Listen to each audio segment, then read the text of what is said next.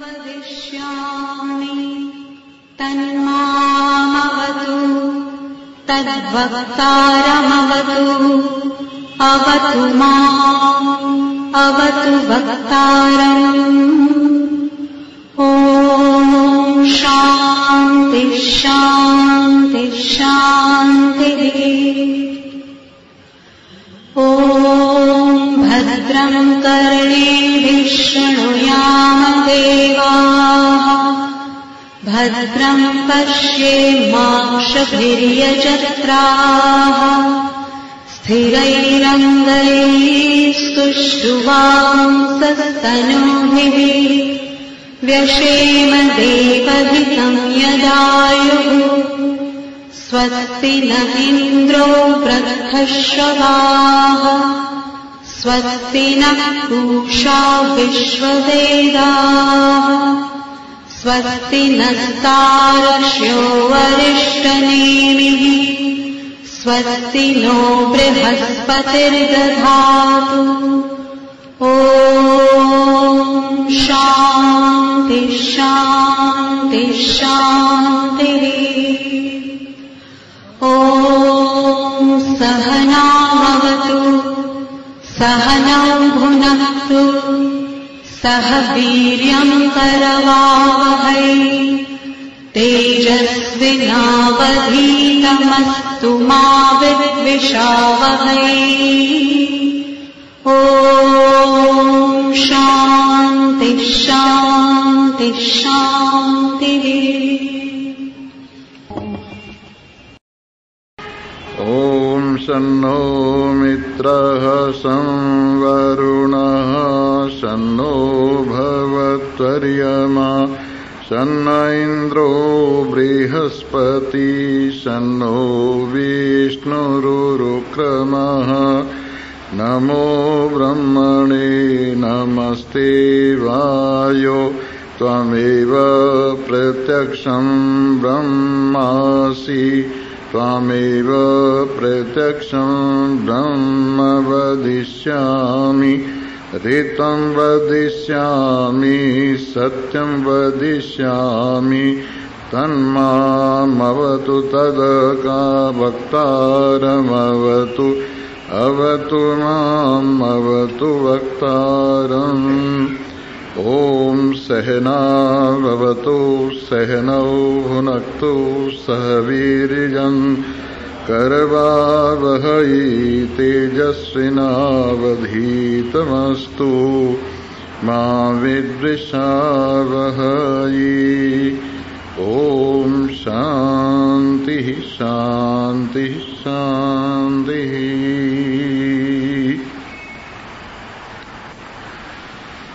उपस्थित भाग्यवान श्रोता वृंद, कुछ लोगों का कहना तो ये है कि होली आज है, माने जिस होली को दहन किया जाता है वो होली आज है। और कुछ लोगों का कहना है कि वो होली कल है और परसों धूल वाली होली, क्योंकि अब गवर्नमेंट की छुट्टी हमने कैलेंडर में देखी है वो कल और परसों की ही है। इस हिसाब से एक दिन आगे पीछे कोई खास फर्क नहीं, बेचारी को जलाना ही है तो कल को देखेंगे, आज रहने दो, एक दिन और जी जाए तो क्या बुरा है। अगर एक दिन का जीवन उस बिचारी को मिल जाए तो कोई बुराई नहीं।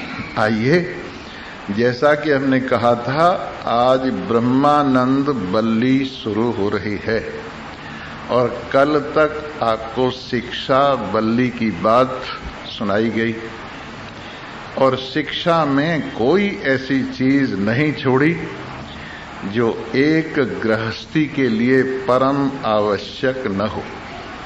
गृहस्थ में रहते रहते, ब्रह्मचर्य अवस्था में रहते रहते इन दोनों जो सुशिक्षा की शुभ स्थल हैं उसमें शिक्षा में कोई कमी नहीं छोड़ी गई।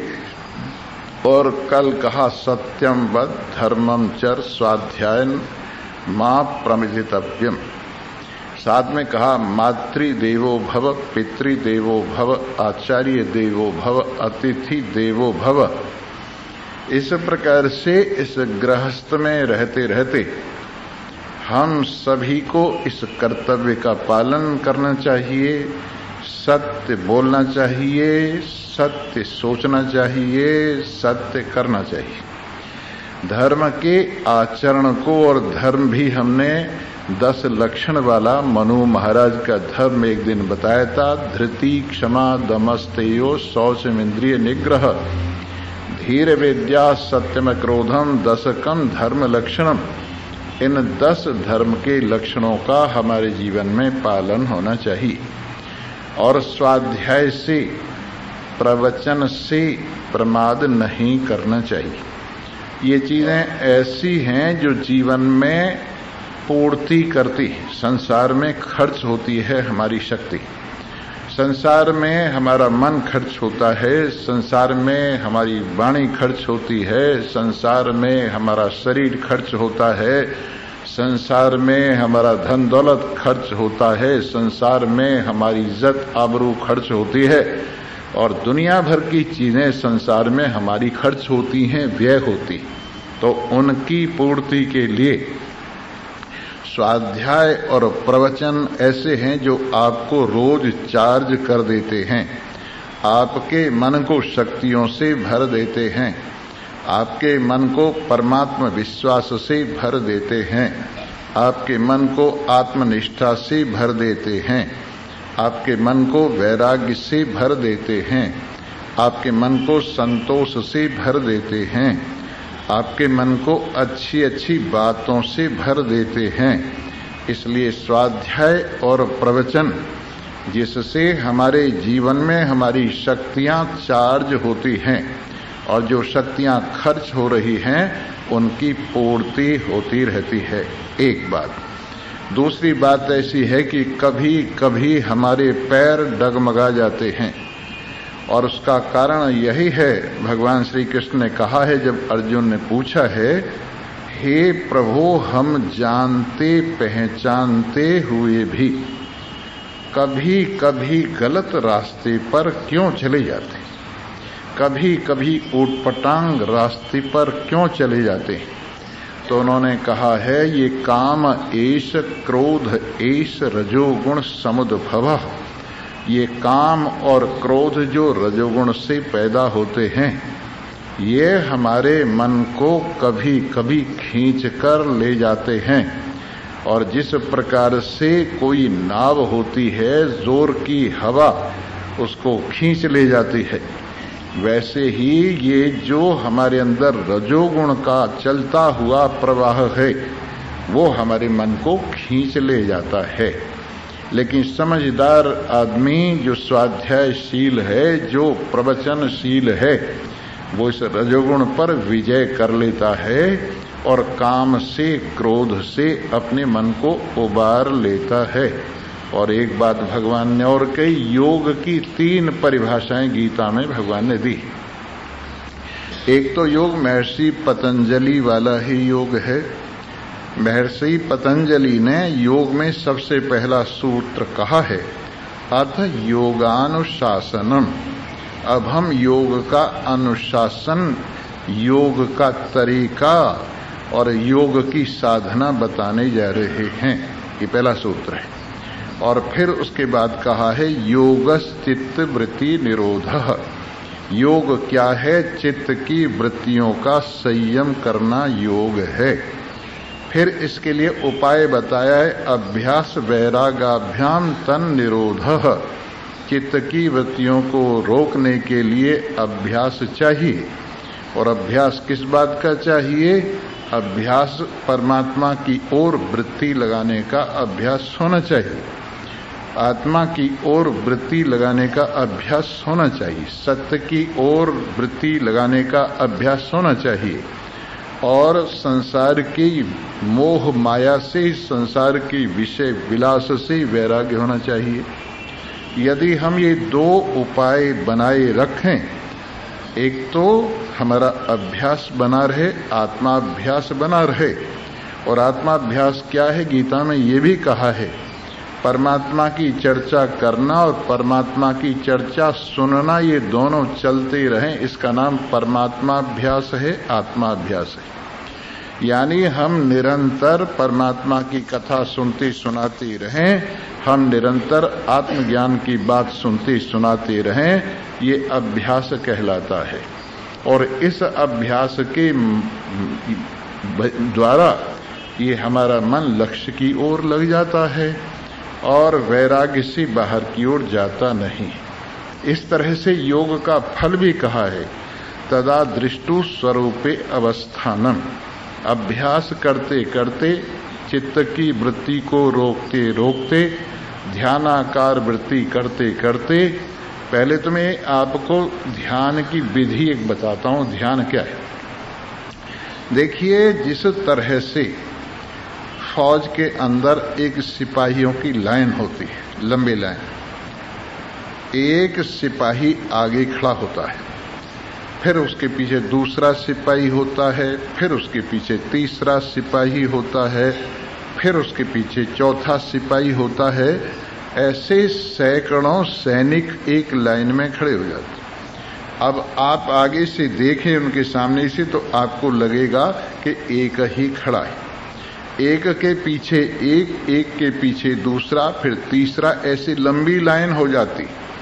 वैसे हमारी जो मन की वृत्तियां हैं, एक के पीछे एक और फिर पीछे एक और फिर पीछे एक, जब ये लगातार एक लक्ष्य में जुड़ जाती हैं तो ये ध्यान कहलाता है। इसी का नाम एकाग्रता है।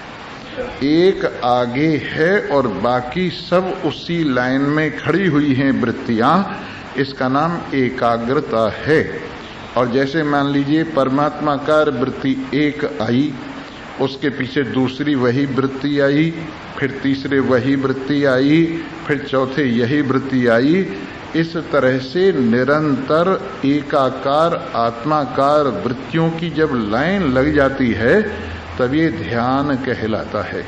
इसके बाद समाधि की बात है। समाधि दो प्रकार की होती है।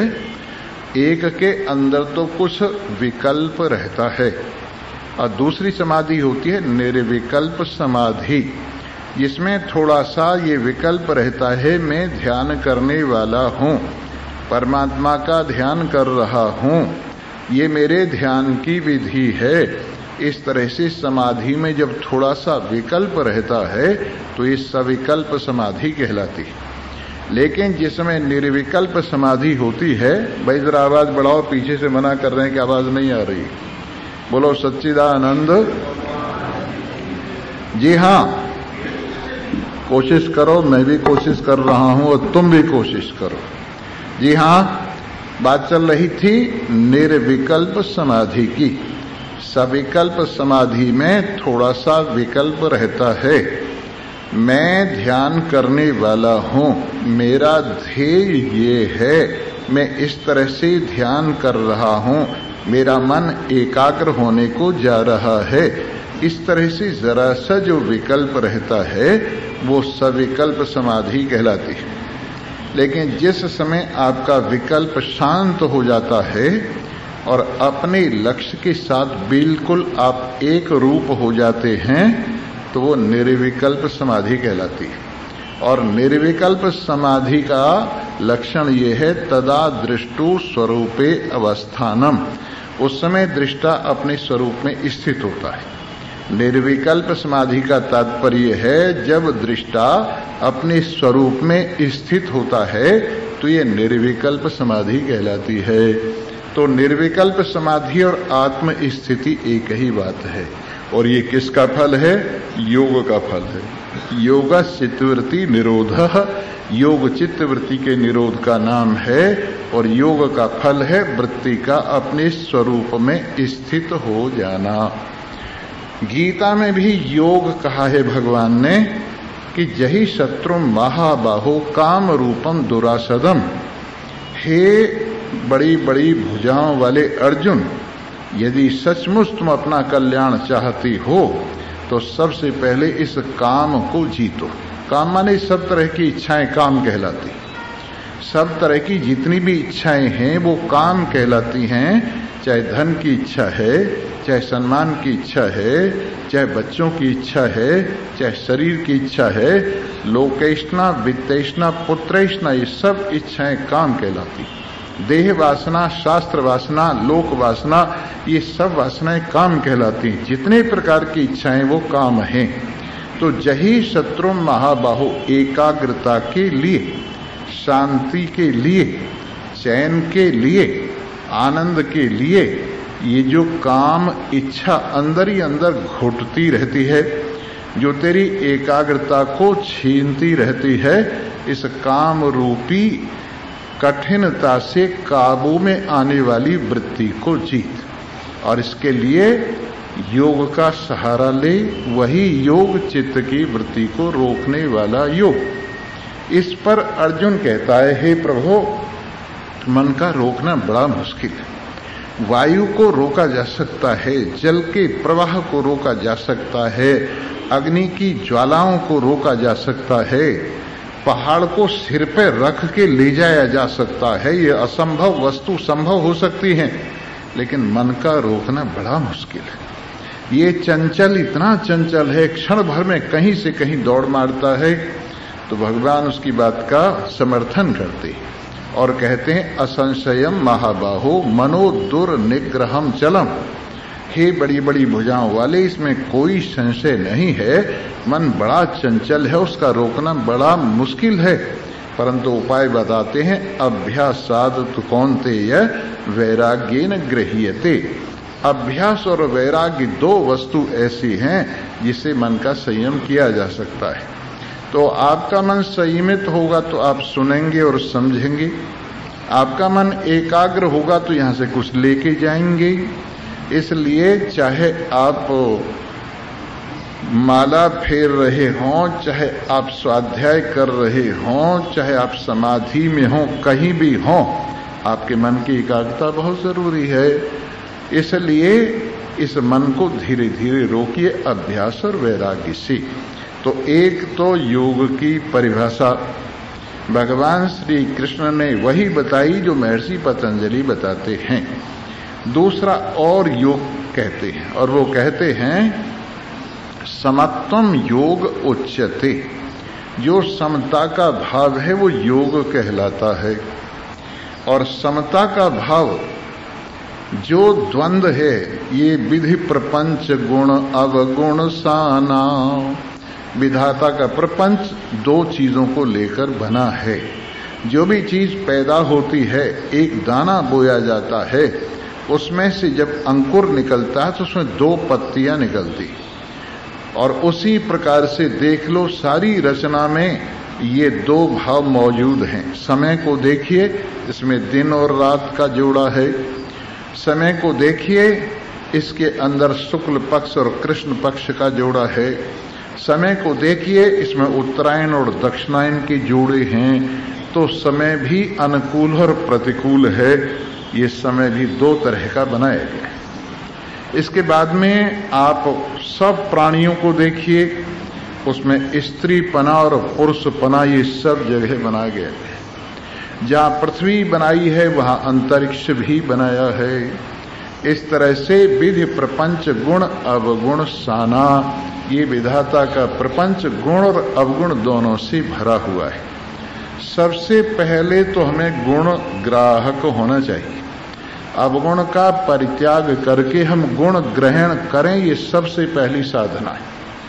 सबसे पहली साधना है कि हम किसी भी प्राणी के अवगुणों का ध्यान न करें, गुणों को ग्रहण करें। सबसे पहली साधना। दूसरी साधना यह है कि गुण और अवगुण दोनों से ऊपर उठ जाएं।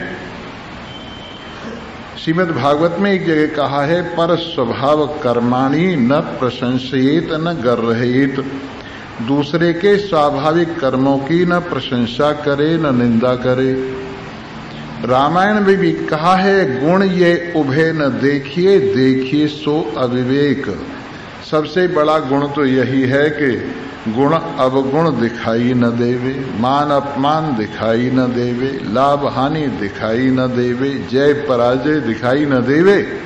इस प्रकार गुण ये उभे न देखिए, देखिए सो अज्ञान, और जो दिखते हैं तो ये अज्ञान के कारण दिखते हैं, नासमझी के कारण दिखते हैं।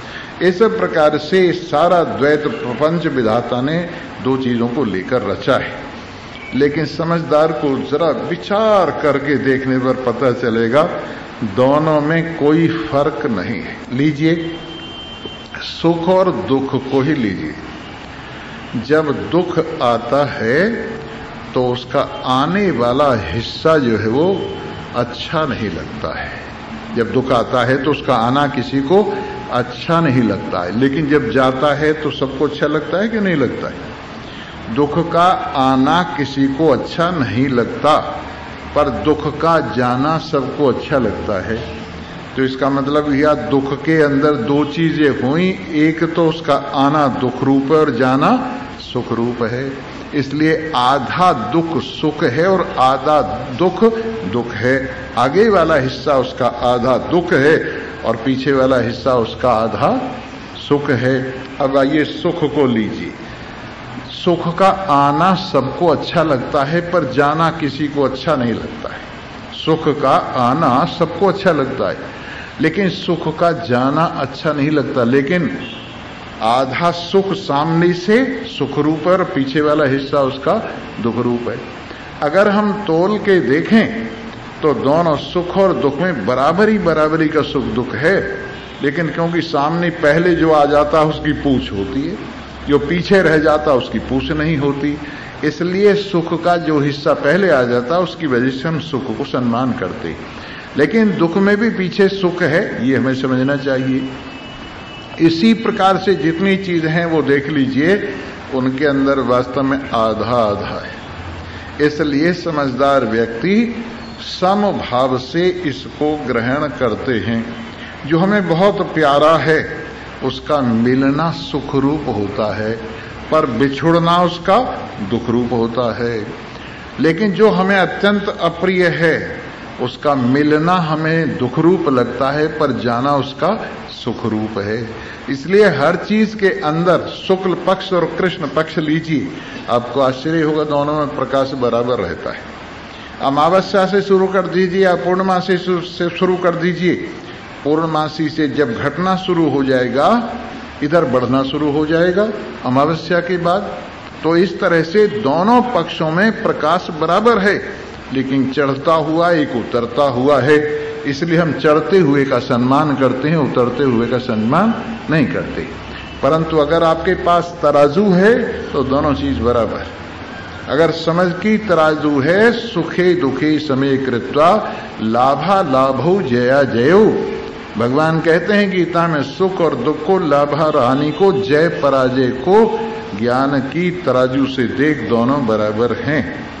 अच्छा, जब ये समबुद्धि हमारी में आ जाएगी कि हम सुख दुख लाभ हानि जय पराजय यश अपयश इन दोनों में एक समता देखेंगे। दूसरी एक बात और बताता हूं, आपने कठपुतलियों का तमाशा देखा होगा।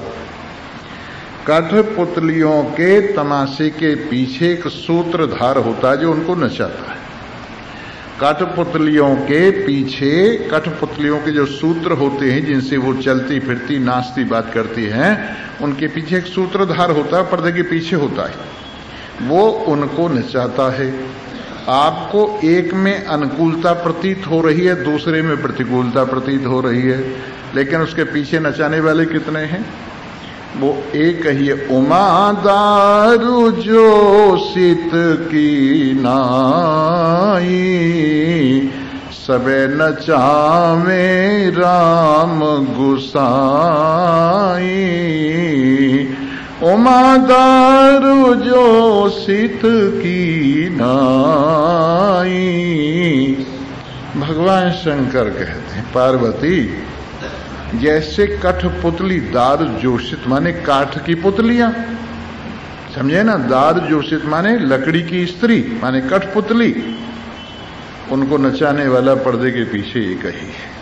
वैसे ही विधि हरि शंभु नचावन हारे, जो ब्रह्मा विष्णु महेश तक को भी कठपुतलियों की तरह से नचाते हैं। ये सूत्रधार पर्दे के पीछे एक ही है। अगर उस सूत्रधार का तुम्हें पता चल जाए कि नचाने वाला एक ही है, तो उसमें सुख भी उसका ही खेल है, दुख भी उसका ही खेल है, लाभ भी उसका ही खेल है, हानि भी उसका ही खेल है, जय भी उसका ही खेल है और पराजय भी उसका ही खेल है। इस तरह से जिनको समता का ज्ञान हुआ है, विषमता के पीछे जिनकी दृष्टि पार होकर के इन सबके आधार को, अधिष्ठान को जो समरूप से जानते, जिस नारायण में इनकी प्रतीति हो रही है, जिस नारायण से ये खेल चल रहा है, वो नारायण सम है, एक जैसे हैं, उनमें विषमता नहीं है। उनके खेल में विषमता प्रतीत होती है, लेकिन उनके स्वरूप में विषमता नहीं है। नाम रूप में विषमता प्रतीत होती है, पर सच्चिदानंद में विषमता नहीं है। ऐसे सम रूप से विराजमान जो परमात्मा को समझता है और वो अपने आप में इतनी सहन शक्ति रखता है कि इन झटकों को समता की तरह से सहन करता है। जैसे गाड़ी चलाने वाला बढ़िया ड्राइवर कैसी ही सड़क क्यों न हो, अपनी सीट पर जमा रहता है और गाड़ी के जो झटके हैं उनसे गाड़ी को निकाल ले जाता है। वैसे ही जो आत्म सीट पर, परमात्मा सीट पर जमे रहते हैं, समता की सीट पर जमे रहते हैं और जीवन की गाड़ी को विषमता की सड़क पर से निकाल ले जाते हैं, गाड़ी को बिगड़ने नहीं देते, खराब नहीं होने देते। इस तरह से समबुद्धिर विशिष्यते, जिनके पास समबुद्धि है वो विशेष लोग हैं। और समत्वम योग उच्यते, जो समता का भाव है वही योग कहलाता है। अगर आपने ऐसी शक्ति सामर्थ्य प्राप्त कर ली है कि आप और सुख दुख लाभ हानि जय पराजय के खेल को असंगता से देखने के अभ्यासी हैं, बाद में भी इलाज कर लो, कोई बात नहीं। अगर चोट लग भी जाए तो बाद में इलाज कर लिया करो। और वो इलाज कौन सा? यही है स्वाध्याय का, वो इलाज यही है प्रवचन का, वो इलाज यही है परमात्मा ध्यान का, वो इलाज यही है असंगता का। आपको इलाज करना आता, फर्स्ट एड का सारा सामान मैं तुम्हें रोजाना देता हूं। फर्स्ट एड का सारा सामान तुम्हें रोजाना देता हूं कि छोटे मोटे मन के जो बिगाड़ खाते हैं उनका तुम इलाज कर सको। तो इस तरह से अगर आपको चोट लगती भी है तो बाद में संभाल लो। और इस तरह से कई बार होता है, हमें भी इस जीवन के क्षेत्र में कई उलट पुलट खेल देखने पड़ते हैं, लेकिन उन सबको अपने आप में संभाल लेते हैं और अपने आप को फिर अपनी स्वाभाविकता में विराजमान होने की शक्ति और सामर्थ्य प्रदान करते हैं। तो इस तरह से समत्वम योग उच्यते, समता के भाव का नाम योग है। तीसरा भगवान ने योग की परिभाषा किया, योगः कर्मसु कौशलम, कर्मों में कुशलता का नाम योग है। वाह वाह! एक आदमी दलदल के कुंड में कूदा और दलदल उसके शरीर को बिल्कुल नहीं चिपटी। देखो कितनी उसकी योग्यता है। उसके पास जरूर कोई खास चीज है। उसके पहले उसने मल लिया है और फिर उसके बाद दलदल के कुंड में उसने छलांग लगाई है। वो जो पहले चीज मल ली गई है ना, उसकी वजह से दलदल उसको नहीं चिपटी। एक बार की बात है, थोड़ी सी कहानी भी बीच में सुना देता हूं। अकबर और बीरबल बैठे हुए थे। एक पान लगाने वाला था जो अकबर के लिए पान लगाता था। उसने चूना ज्यादा लगा दिया एक दिन।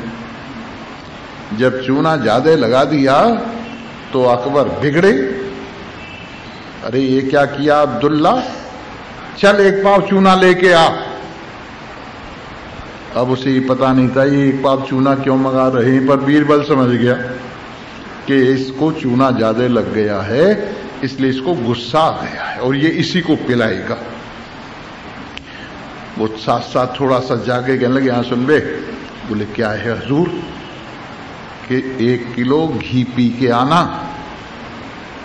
चूना लाने से पहले 1 किलो घी पी के आना, ये चूना तुझे ही पिलाया जाएगा, उससे तेरे को असर नहीं पड़ेगा। तो उसने ऐसा ही किया, 1 किलो घी पी के 1 पाव चूना लाके अकबर को दे देगा, पी मेरे सामने ही।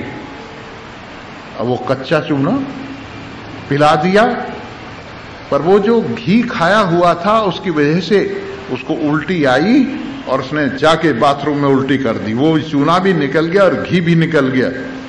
थोड़ी देर बाद गुस्सा शांत हुआ अकबर का, कहने लगा, बे अब्दुल्ला जिंदा है क्या? कि हाँ जी जिंदा हूं, आपकी कृपा से, आपकी फजल से।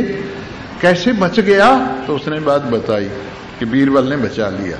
वैसे ही सत्संग का 1 किलो घी रोज पियो और फिर संसार का जो चूना पीना पड़ता है ना, ये दोनों शाम को संसार भी निकल जाएगा और ये घी भी निकल जाएगा। समझे ना? इस तरह से रोजाना मैं बता रहा था, शक्ति और सामर्थ्य कहां से आती है? सत्संग से आती है। जी हाँ, तो बात चल रही थी योगः कर्मसु कौशलम, कर्मों में कुशलता का नाम योग है। जैसे जल मुर्गी होती है, उसके पंख बहुत चिकने होते हैं और वो खूब तालाब में गोते मार मार कर खेलती है और जब जी आता है पानी से ही ऊपर उड़ जाती है। और अगर काग भुजंड भीग जाएं तो पंख सुखाने पड़े तब उड़ेंगे। वैसे ही जिन्होंने अपनी बुद्धि के पंखों पर ज्ञान की वार्निश लगा ली है, वो संसार के तालाब में गोते मारते हैं खूब, और जब जी चाहता है संसार को 1 सेकंड में छोड़ के चले जाते हैं, क्योंकि उनके पंखों में संसार घुसा ही नहीं है।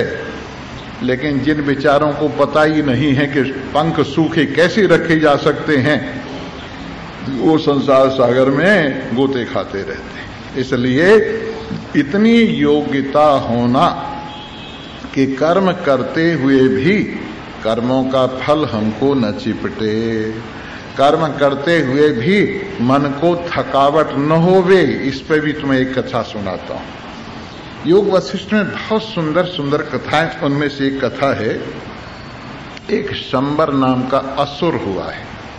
वो बहुत बड़ा साइंटिस्ट था। वो शंबर नाम का असुर इतना बड़ा साइंटिस्ट था कि वो मशीन के आदमी बनाना जानता था। मशीन के आदमी बनाना जानता था। उसने देवताओं से युद्ध करने के लिए 3 आदमी मशीन के बनाए और उनका नाम रखा दाम ब्याल कट। क्या नाम रखा उनका? दाम ब्याल कट। 33 करोड़ देवताओं पर 3 मशीन के मानव छोड़ दिए गए। 33 करोड़ देवता धूल चाट गए। उन 3 का मुकाबला नहीं हुआ। ब्रह्मा जी के पास गए, हुजूर हमें बचाओ, ये 3 ही 33 करोड़ का सत्यानाश किए दे रहे हैं। जरा 33 करोड़ के नीचे 3 लगाओ, सबको काट देंगे। 33 करोड़ बटा 3 सबको काट देंगे। एक में ले आएंगे सबको। देख लो, 33 को 3 से काटो, 1 हो जाएगा। सब 1 हो जाएगा, निपटारा हो जाएगा। कोई 3 होने चाहिए काटने वाले, 33 करोड़ को काट के बराबर कर दे। जी हाँ, ब्रह्मा जी कहने लगे, भाई एक चक्कर है। अगर किसी तरह से तुमने इनमें अभिमान पैदा कर दिया ना, तो ये मारे जा सकते। ये जो करने का अभिमान है मैं करता हूं, या देने का अभिमान है कि मैं दाता हूं, किसी भी प्रकार का अभिमान वो उसकी कमजोरी है। अगर इनको अभिमान पैदा हो गया तो ये मारे जाएंगे। उसका उपाय क्या है? इनकी तारीफ करो, इनको मालाएं पहनाओ, इनकी जय जयकार करो, इनकी आरतियां उतारो। तो देवताओं ने लड़ने के बजाय उनके लिए सजावट का सारा सामान तैयार कर दिया। आओ, क्या कुलीन लोग हैं, इनके माँ बाप कैसे थे, इनके बाप दादे कैसे थे हैं मशीन के, हैं मशीन के बनाए हुए। पर वो भी यूं समझ रहे हैं कि जब ये कह रहे हैं तो हमारे माँ बाप जरूर जोरदार होंगे, जब ये कह रहे हैं तो हमारे अंदर जरूर शक्ति और सामर्थ्य विशेष होगी। और इस तरह से वो उनमें अभिमान पैदा हो गया। अभिमान पैदा होने से वो आलसी हो गई, और आलसी होने की वजह से देवताओं ने उन 3 को रगड़ दिया, मारे गए दाम ब्याल कट। इसके बाद शंबर ने सोचा ये तो गड़बड़ हुई, कोई पुर्जा गड़बड़ कर गया।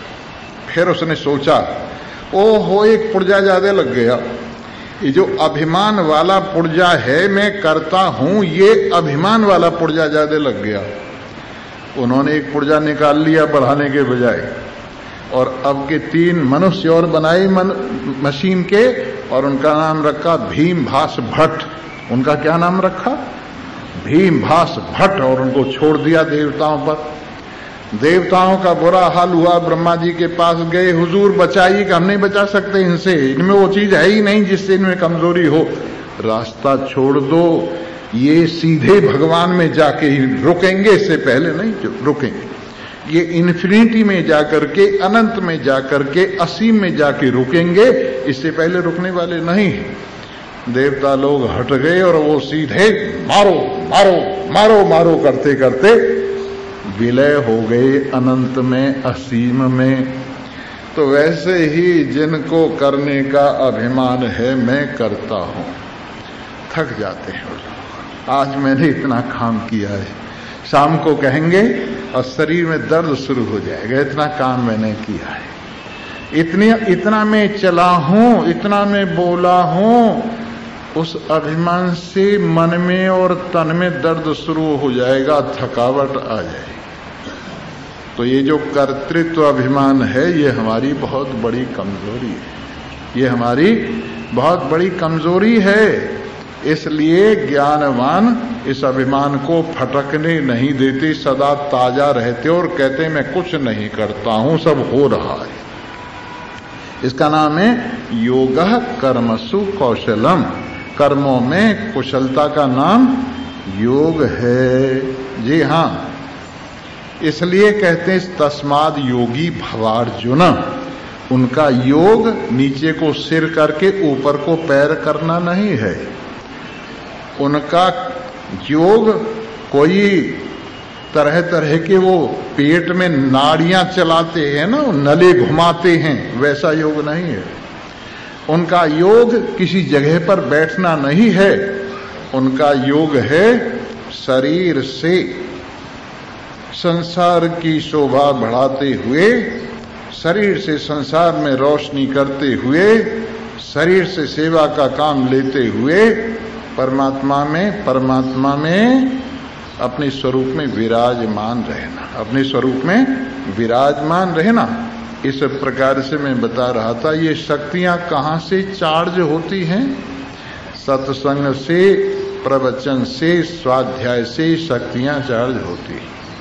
और दुनिया में जाके तुम खर्च करते हो इनको।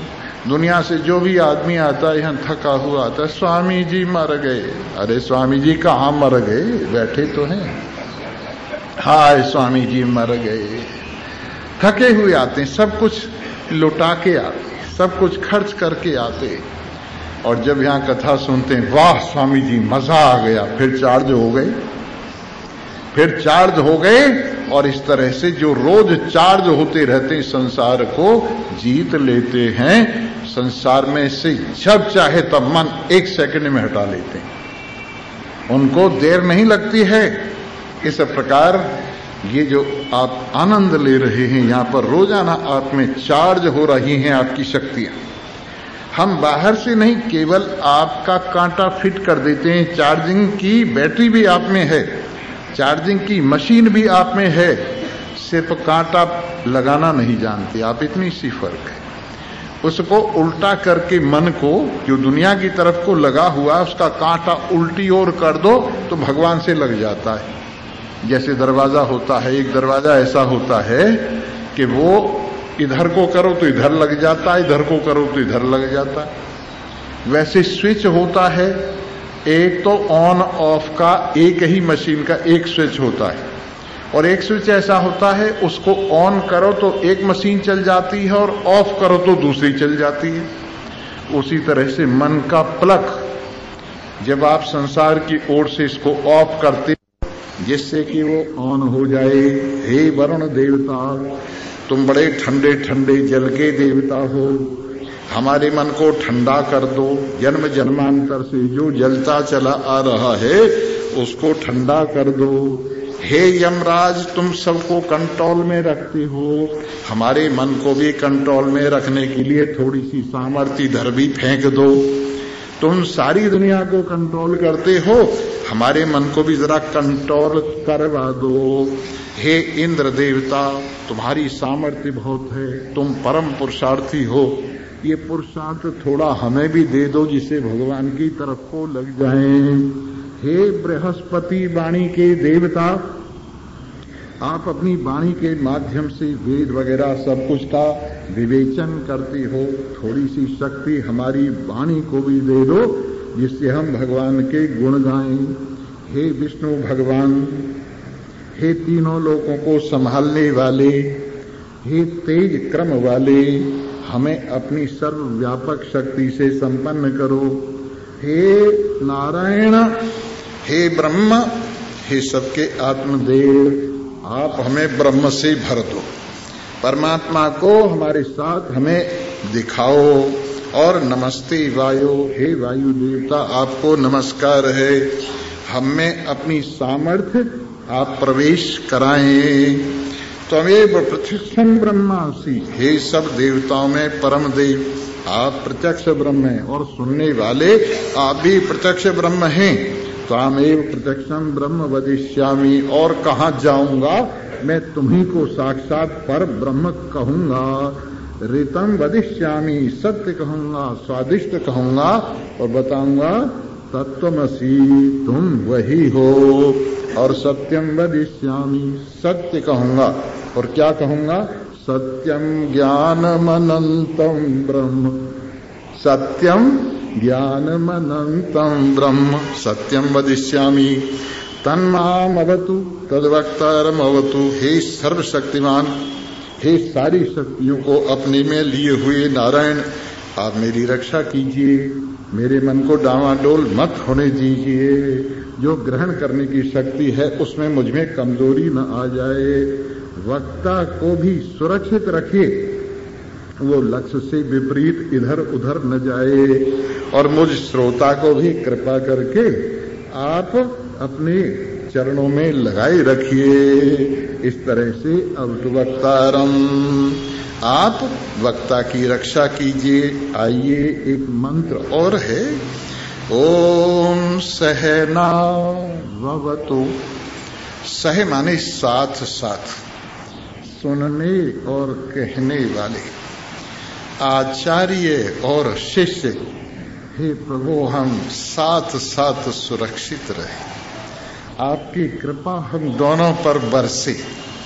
देखिए कृपा बरस रही है, आप पर भी बरस रही है, मुझ पर भी बरस रही, दोनों हम कृपा की बरसात में स्नान कर रहे, आनंद की बरसात हो रही, इधर उधर हमारा मन भाग नहीं रहा है। इस तरह से सहना भवतु, आप कहने सुनने वाले की साथ साथ सुरक्षा करें। और सहनो भुनक्तु, हमारे पास जो कुछ भी माल है साथ साथ मिलकर भोग लगाएं। ये चीज ऐसी है, अकेले में बैठ के यदि तुम भगवान का नाम लो उसमें उतना मजा नहीं आता है, और जब खूब बैठ करके इकट्ठे होके भगवान का नाम लो तो बड़ा मजा आता है। जैसे ये जो होते ना सुल्फा गांजा पीने वाले, शराब पीने वाले, चाहे कितनी ही महंगी शराब हो अकेला कभी नहीं पिएगा, ढूंढेगा कोई साथ कंपनी देने वाला। अकेले में बैठ के पिए तो मजा नहीं आता, जब कई इकट्ठे होके गप सप मारते मारते पीते तो बहुत मजा आता है। वैसे ही चिलम हुक्का फिरा फिरा कर जब पिया जाता, ले भाई ले भाई ले भाई, तब मजा आता है, और अकेले पीने बैठ जाओ फिर मजा नहीं आता। वैसे ही ये जो आनंद है हमारे पास, इसको लेते देते आनंद आता है। इसलिए सहनौ भुनक्तु, हमारे पास जो ये आनंद है और संसार का चाहे द्रव्य भी है, हम साथ साथ भोग लगाएं। स्वार्थी न होवें, अकेले ही न खा जाएं, सबसे मिलकर प्रेम पूर्वक इसका भोग लगाएं। सह वीर्यम करवावहै, इससे हमारी शक्तियां साथ साथ बढ़े। ज्ञान का भोजन करने से, आनंद का भोजन करने से जो शक्तियां बढ़ा करती है, संतोष की शक्ति बढ़ती है, सदाचार की शक्ति बढ़ती है, निश्चिंतता बढ़ती है, दुखों की निवृत्ति होती है, अपने आप में विश्वास बढ़ता है, अपने आप में सहारा मिलता है, अपने आप में चैन और शांति मिलती है। ये ज्ञान से बढ़ने वाली शक्तियां हैं, सत्संग से बढ़ने वाली शक्तियां हैं। तो इस तरह से सह वीर्यम करवावहै, हमारी शक्तियां साथ साथ बढ़ने वाली हों।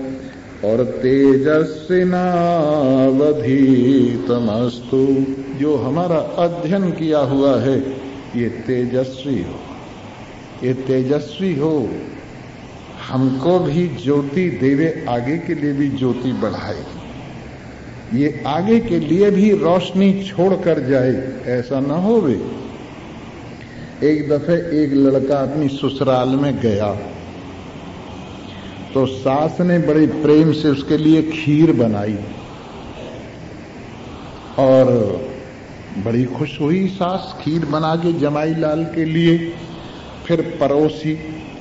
और कहीं कहीं घी डालते हैं खीर में भी, पहले घी डालेंगे फिर बूरा डालेंगे, फीकी बनाएंगे पर पहले बूरा डाल के फिर घी डालेंगे। तो उसने भी क्या किया, परोस दी खीर, उस पर बूरे की तय जमा दी, और जब घी डालने लगी वो छोटी सी मटकी में गर्म थी, जितना डालना चाहती थी उससे चौगुना गिर गया, गर्म हो गया ना, वो ज्यादा गिर गया। उसने सोचा ही तो घी ज्यादा पहुंच गया। तो फिर अपने बेटे को कहा, बेटा यहाँ तू भी अपने जीजाजी के साथ तू भी जी मिले, उससे भी बिठा दिया। अब उसने सोचा कि भाई मेरे बेटे के पास ज्यादा घी जाना चाहिए, पास में बैठ गई। क्यों लाला, तुमने मेरी लड़की को यूं कहा, लकीर निकालने लगी खीर में घी उधर पहुंचाने के लिए। तुमने मेरी लड़की को यूं कहा, तुमने मेरी लड़की को यूं कहा। वो भी समझ गया, कहने लगे माता जी अगर तुम्हारी लड़की को किसी ने कुछ कहा हो तो उसका यूं यूं हो जाए, सब मिला। कहीं तुम यूं यूं करके तो नहीं जाते, ये जो तुम सुन रहे हो कहीं यूं यूं करके तो नहीं जाते।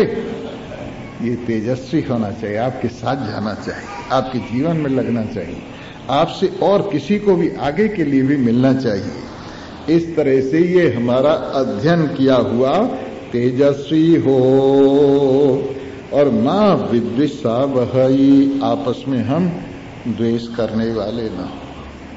ये द्वेष हर वक्त जलाता है, रात को भी जलाता है, दिन में भी जलाता है, सामने भी जलाता है, पीछे भी जलाता है, ऊपर से भी जलाता है और नीचे से भी जलाता है। ये द्वेष बहुत बड़ी आग है।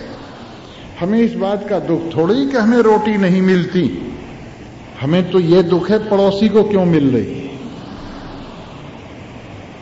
भगवान जी एक आदमी पर राजी हो गए, बताओ लोग ऐसे भी। कहने लगे क्या चाहते हो, कहने लगे जो मैं चाहूं वही हो जाए, कि हो जाएगा, पड़ोसी की दुगना हो जाएगा, तेरा सत्यानाश हो। ये तो गड़बड़ हो गई, ये अच्छा वरदान दिया। कहने लगे कोई बात नहीं है, ठीक है। कहने लगे मेरे एक हवेली बन जाए, पड़ोसी की दो बन गई, मेरे इतना व्यापार हो जाए, पड़ोसी के दुगना हो गया, मेरे इतने जमीन हो जाए, पड़ोसी की दुगनी हो गई। कहने लगे तो बड़ा काम खराब हो। कहने लगे पड़ोसी के घर में एक कुआं खुद जाए, उसके घर में, अपने घर में एक कुआं खुद जाए, पड़ोसी की दो खुद गए। फिर कहने लगा अपनी एक आंख फूट जाए, उसकी दोनों फूट गई, बेचारा कुएं में गिर गया। यानी वहां तक भी ये द्वेष हमें परेशान करता है, हमारी भक्ति तक भी, हमारे ज्ञान तक भी। इसलिए ये द्वेष की आग जो बिना बात जला रही है, ये महसूस करो सब में तुम ही बैठे हो, यहां आनंद है वहां तुम ही ले रहे हो। ये महसूस करो कि शरीर दूसरा भले है लेकिन आत्मा तुम्हारा ही है, उसमें भी उसका नाम चाहे दूसरा है लेकिन आत्मा उसमें तुम्हारा ही है, और सब जगह तुम ही सब सुख का भोग लगा रहे हो। अगर ऐसी बात हो तो हमारा द्वेष भाग जाए। इसलिए आपस में द्वेष करने वाले न हो में। और ओम शांति शांति शांति। ओम ब्रह्मविद आपनोति परम, ब्रह्मवेत्ता परम तत्व को प्राप्त करता है। कल इस श्रुति पर भी कहेंगे और होली का भी सुनाएंगे। हाँ, जलन को ठंडा कर देंगे, जलने वालों को ठंडा कर देंगे। और फिर परसों को भगवान ने चाहा तो आपको होली भी सुनाई जाएंगी। इन्हीं शब्दों के साथ आप सभी को धन्यवाद है। एक भजन तो मैंने सुनाया ही नहीं, छोटा सा भजन सुनाया देता। बोलो सच्चिदानंद। हाँ, थक गए होगे मेरा ख्याल है।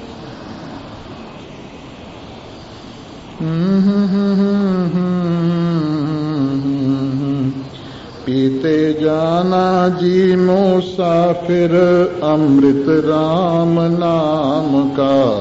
पीते जाना जी मुसाफिर प्याला राम नाम, राम नाम का प्याला, राम नाम का प्याला, राम नाम का हो प्याला, राम नाम का। पीते जाना जी मुसाफिर प्याला राम नाम का। पीते जाना जी मुसाफिर। एक राम अपना सार है, ये सब प्यारों का प्यार है। करते जाना जी गुणगान इस राम नाम का। करते जाना जी गुणगान अपने आत्ममान का। पीते जाना जी मुसाफिर प्याला राम नाम। जीवन की सफलता इसमें पूरी बसती है। जीवन की सफलता इसमें पूरी बसती है। सत्य एक संसार में बस प्रभु की हस्ती है। मूल्य सबसे अधिक समझना प्यारे राम नाम का। पीते जाना जी मुसाफिर प्याला राम नाम का। पीते जाना जी मुसाफिर प्याला राम। अंजल के पानी सम तेरी जिंदगी कही। बहुत कुछ चली गई बस थोड़ी सी रही। फिर जीवन मिले न मिले वे मिलना कठिन महान का। पीते जाना जी मुसाफिर प्याला राम नाम का। पीते जाना जी मुसाफिर प्याला राम नाम का। जी हाँ, वेद शास्त्र का प्रमाण इसमें सही है। वेद शास्त्र का प्रमाण इसमें सही है। और जो कुछ होना होगा बात तूने सुनी है। भाई जीवन पार लगाना जीना राम नाम का। ये जीवन पार लगाना जीना राम नाम का। पीते जाना जी मुसाफिर प्याला राम नाम का। सर्वे भवन्तु सुखिनः, सर्वे सन्तु निरामया, सर्वे भद्राणि पश्यन्तु मा कश्चित् दुःखभाग् भवेत्। ओम शांति शांति शांति।